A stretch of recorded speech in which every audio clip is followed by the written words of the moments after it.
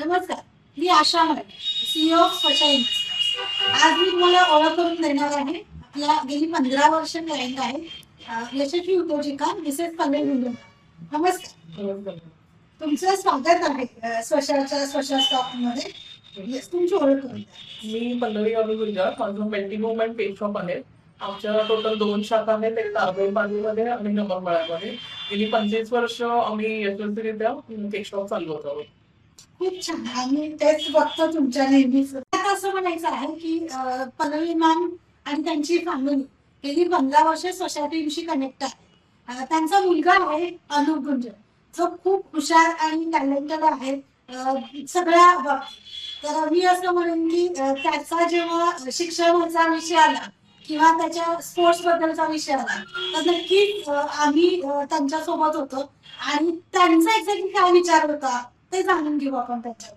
तर तुम्ही सांगाल का की काय तुमच्या डोक्यात एकंदरीत दोघांच्या आई वडिलांचे विचार होतं कारण त्याची खेळामध्ये सुद्धा आवड होती आणि त्यांनी खेळ जो निवडलेला होता तो रायफल शूटिंग आहे आणि सगळ्यांनाच माहिती की रायफल शूटिंग हा फार एक्सपेन्सिव्ह गेम आहे. पण आम्हाला सायमल्टेनियसली त्याचं एज्युकेशन पण ठेवायचं होतं, नुसतं आम्हाला स्पोर्ट्सवरती कॉन्सन्ट्रेट करायचं नव्हतं. त्यामुळे आम्ही दोन्ही त्याच्यासाठी ऑप्शन निवडलेले होते. त्या दृष्टीने आम्ही मग मॅडमशी डिस्कस केलं की त्याचं एज्युकेशन आणि त्याला लागणारं स्पोर्ट्ससाठी लागणारं जे साहित्य आहे त्या दोन्ही आम्ही कसे करू शकतो, त्यासाठी आम्ही मॅडमना भेटलो आणि त्या दृष्टीने आम्ही गेली 10 ते 12 वर्ष मॅडम बरोबर कनेक्टेड आहोत.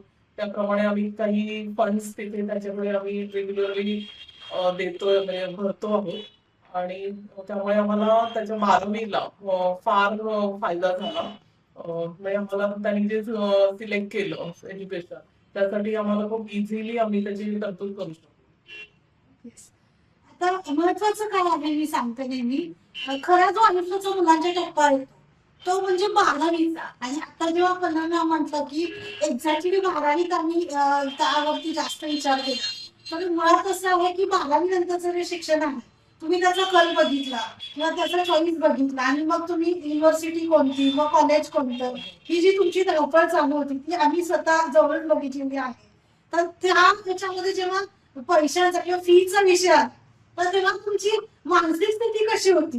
कारण तुम्ही प्लॅनिंग केलं जेव्हा म्हणता तेव्हा तुम्ही कशा पद्धतीनं ते त्यावेळी रिलॅक्सपणे ऍडमिशन घेतलं, हा थोडा अनुभव सांगा. तो अगदी, कारण जनरली हायर एज्युकेशनला लोक लोन किंवा काहीतरी करतात, पण आमची ऑलरेडी ही सगळी तरतूद असल्यामुळे प्लस मी जसं म्हटलं की त्याचं रायफल शूटिंग तर त्याला लागणारा जो ॲमो असतो किंवा गोळ्या असतात तर त्या आपल्याला एक्सपोर्ट करायला लागतात. तर जसा तो मॅच खेळतोय तसं आम्हाला त्या गोळ्या पण अरेंज करणं आणि प्लस त्याचं एज्युकेशन हे दोन्ही टेन्शन होती डोक्याला. पण आम्ही दोन्ही व्यवस्थित मॅनेज करू शकलो. अगदी सेकंड इयरला आता तो जाताना मला एक्सपोर्टसाठी पैसे म्हणजे गोळ्यांसाठी पैसे पण भरायचे होते आणि त्याचा हप्ता पण भरायचा होता. म्हणून मी एक फोन केला आणि दुसऱ्या दिवशी म्हणजे आम्ही त्याला सोडायला जात होतो इंदोरला, तर दुसऱ्या दिवशी माझ्या अकाउंटमध्ये पैसे जमा झालेले होते. तर खूप खूप थँक्यू स्पर्शा टीम.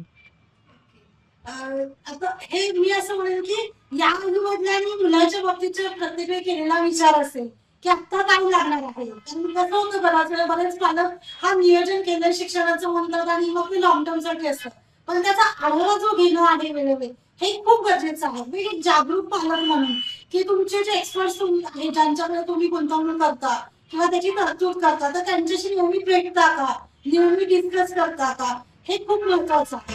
मला वाटतं आता इंदोर सारख्या खूप चांगल्या भारतातल्या अग्रगण्य शहरामध्ये शिक्षण घेतोय त्याच्या चॉईसच्या म्हणजे फॉरेनचा पण एमएससाठी किंवा विदेशात काही शिक्षणासाठी पाठवण्याचं डोक्यात हो आलं. हो नक्कीच त्याची इच्छा आहे आणि आम्ही माहिती काढली तर असंच आहे की बाहेर त्याला खूप चांगला स्कोप आहे आणि त्याची इच्छा आहे. तर नक्कीच त्याप्रमाणे आम्ही प्रयत्न करू आणि मग नक्कीच मॅडम परत एकदा काही इन्व्हेस्टमेंट वाढवता येतील का ते बघू. म्हणजे काळाच्या आधी किंवा तुम्हाला पुढचं जेव्हा तुम्ही नियोजन करताय तर तुम्ही पुढे जेव्हा 3-4 वर्ष किंवा जो पुढचा टप्पा येतो त्याच्या आधी तुम्ही त्या गोष्टी डिस्कस करणं गरजेचं आहे मुलांच्या करिअरच्या बाबतीत.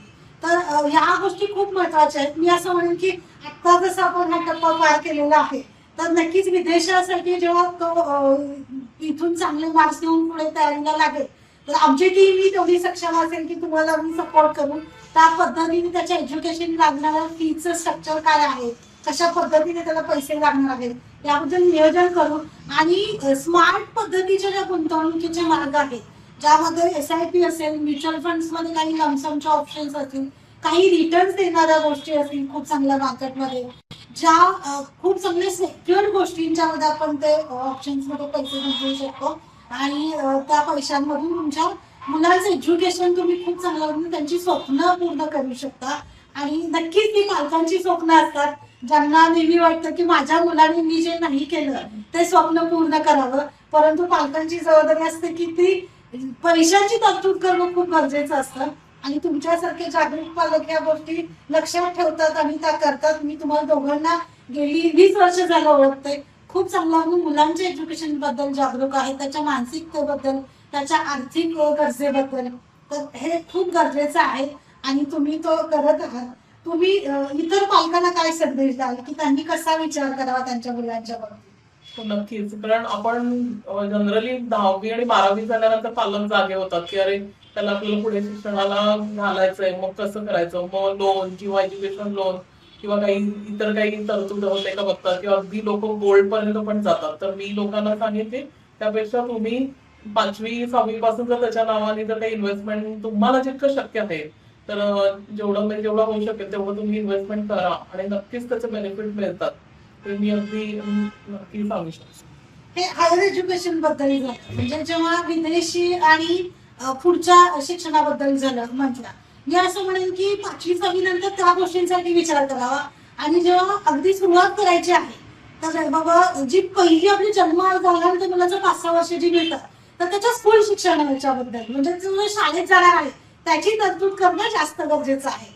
आणि नक्कीच या जर अशा पद्धतीने जागरूक पालक गोष्टी विचार करत असतील तर मी म्हणेन की आत्ताची मुलं जी आहेत ज्यांच्याकडे खूप चाणाक्ष बुद्धी आहे, खूप हुशार आहे, ती मुलं त्यांची स्वप्न पूर्ण करतील आणि आपला भारत नक्कीच अग्रेसर ठरेल, पुढच्या पिढीच्या हातात जाईल. तेव्हा जसं तुम्ही आला आणि स्पेशल टीम मध्ये नेहमी तुमचा खूप चांगला सहभाग आहे, तुम्ही तेवढा विश्वास दाखवता या टीम मध्ये. तर असेच आपण पुढे सातत्याने एकत्र राहू आणि त्याचं स्वप्न पूर्ण करू. आमच्या शुभेच्छा आहेत तुमच्यासाठी. धन्यवाद.